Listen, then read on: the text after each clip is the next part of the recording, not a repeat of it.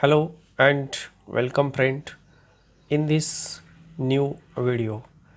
Here we discuss in this video another theorem on integrability of a function. If it is given a closed interval a comma b, and if we have two parts of this closed interval a comma c and c comma b, where c lies between a and b, then these theorems will give a definite proof that the function is also integrable on the subinterval a comma c and c comma b. Conversely, if a function f is a integrable on closed interval a comma c and c comma b, then the function is also integrable over the whole interval a comma b. This theorem is on your screen. If a function f is integrable on closed interval a comma b, then it is also integrable on a comma c and c comma b, where c is a point of closed interval a comma b. Converse, if f is bounded and integrable on closed interval a comma c and c comma b, then it is also integrable on closed interval a comma b. And third part of this theorem is that in either of this case, the integration of f from a to b equal to integration of f between a to c plus integration of f between c to b.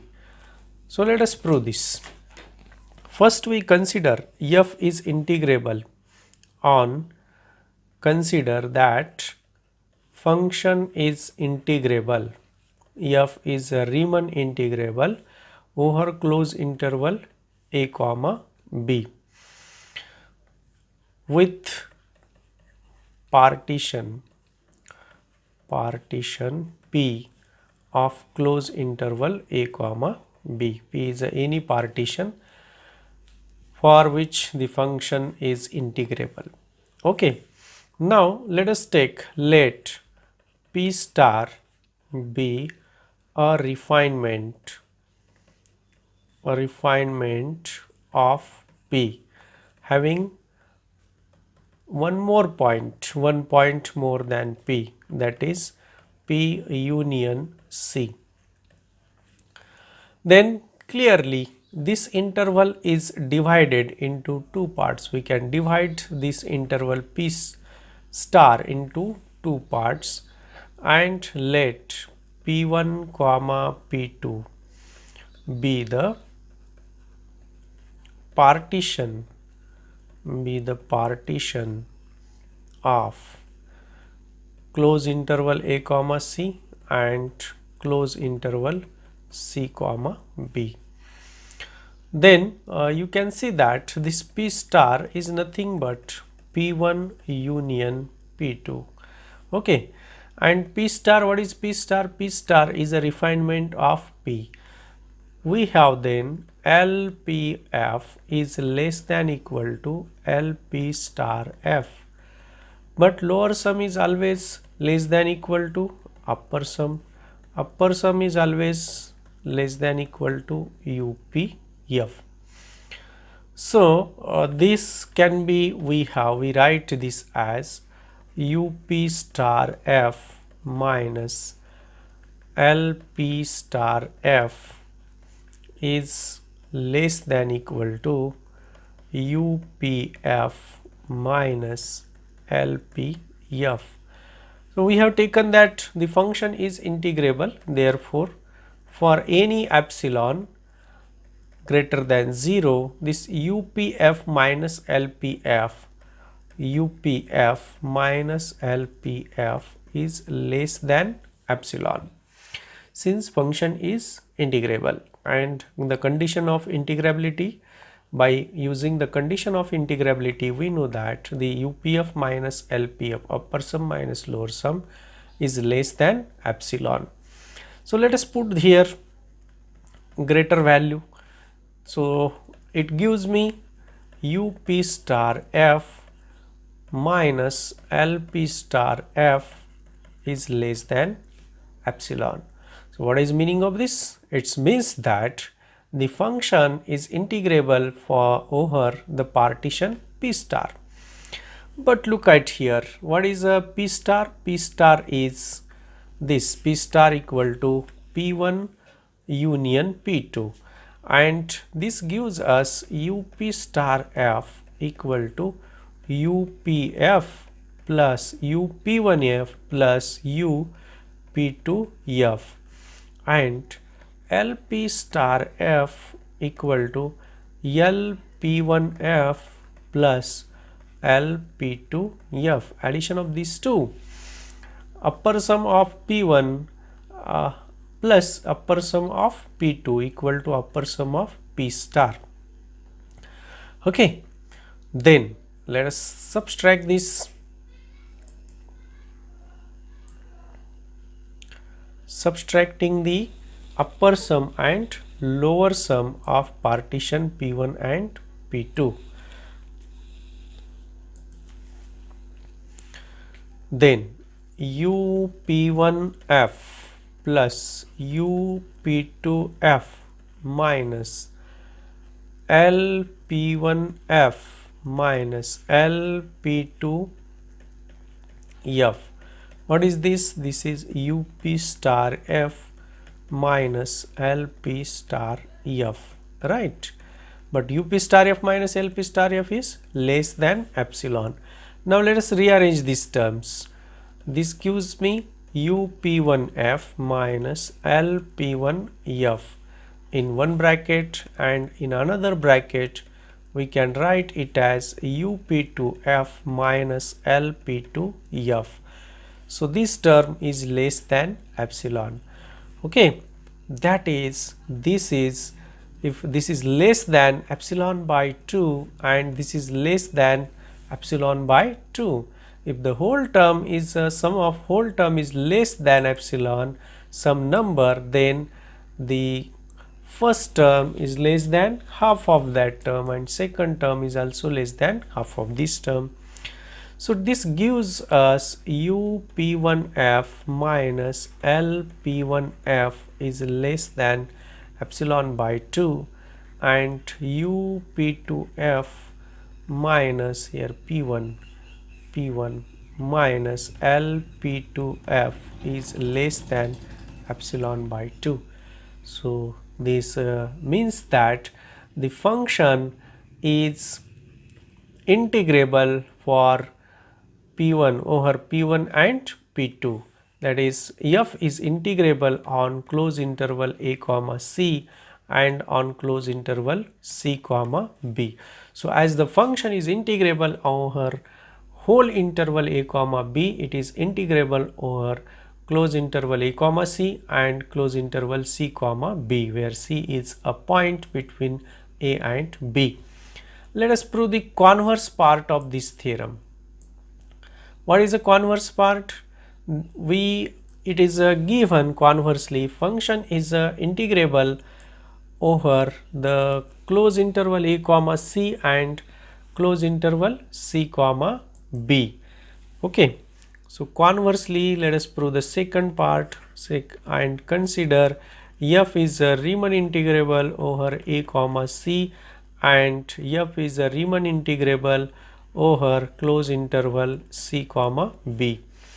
Then by definition, for epsilon greater than 0 there exists a partition p with norm mu of p is less than delta, such that the upper sum of this partition a comma b, let us call it as a p1. Okay, there exists a partition p1 and p2, right? This part two different partition, there exists partition p1 and p2, p1 and p2. Okay, norm p1 and mu of norm p2 is less than delta. Both norm p1 up1f minus lp1f is less than epsilon by 2, and up2f minus lp2f is less than epsilon by 2, right? Now here let us consider let P equal to P1 union P2 be the refinement.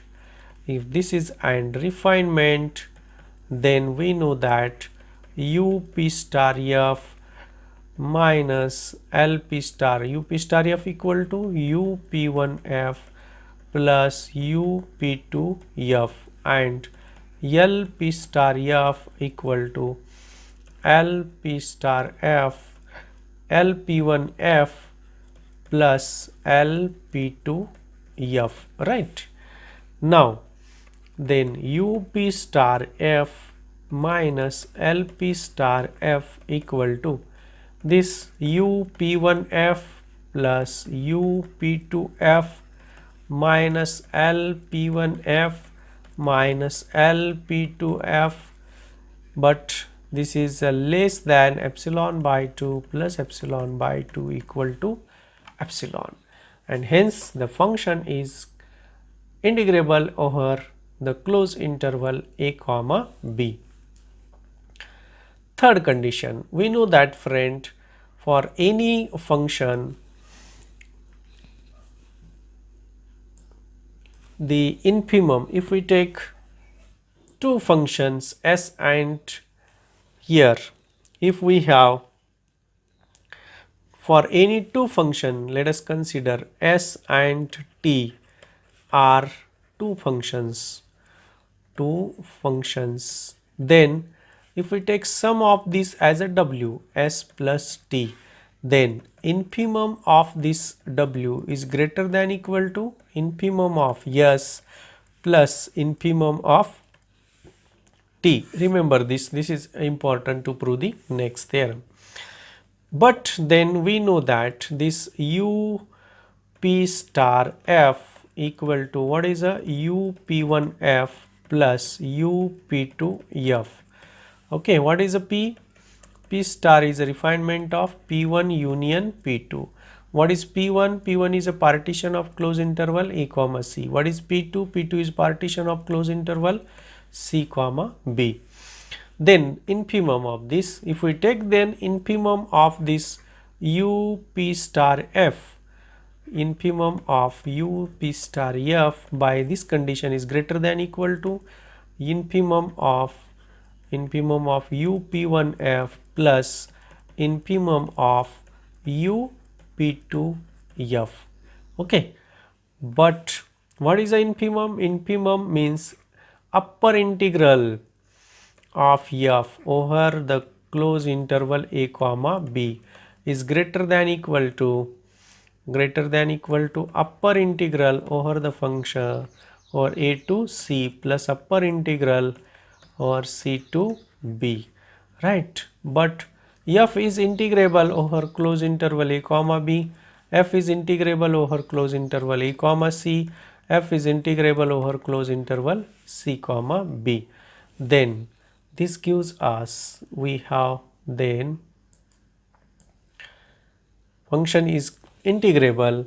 Therefore, for the integrable function, integration of f between the limit a to b is greater than equal to integration a to c plus integration c to b.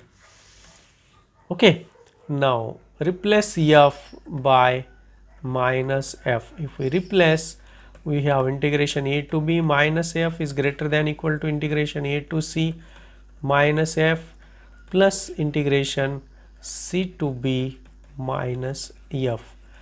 Multiplying throughout by minus sign, we have integration a to b f dx is less than equal to integration a to c f dx plus integration c to b f dx. This is our first equation, second equation. This is our first equation. Now combining these two equations, we get that integration a to b f dx equal to integration a to c f dx plus integration c to b. So this shows that the function is integrable. Then the range is also divided into two parts, a to c and c to b.